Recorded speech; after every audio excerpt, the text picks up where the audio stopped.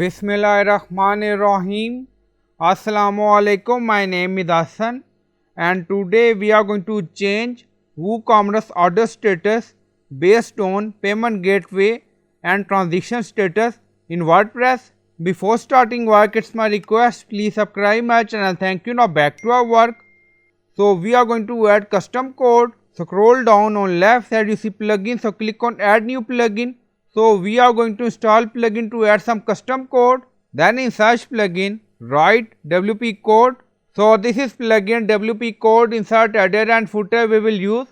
So you will install this plugin and activate it, and after activation on left side you see code snippet, then you see add snippet, so click on it.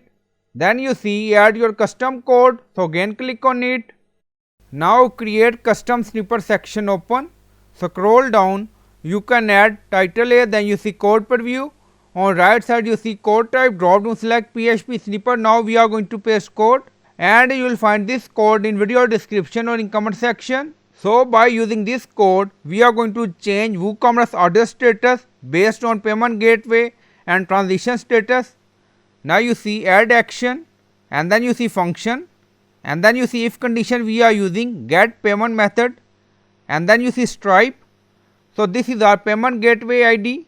So you can add payment gateway ID according to your requirement. So you can add PayPal payment gateway ID or you can add Stripe payment gateway ID, and then you see status from, this is from delivery unpaid and change to status to delivery paid, and then you see order update status completed.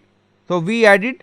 Now scroll down, you see insert method auto insert location run everywhere. On top you see inactive now active and then click on save snippet. Now snippet created and saved, and you will find this code in video description or in comment section. So I hope you like this video. Please like, comment, share, subscribe. Thank you for watching.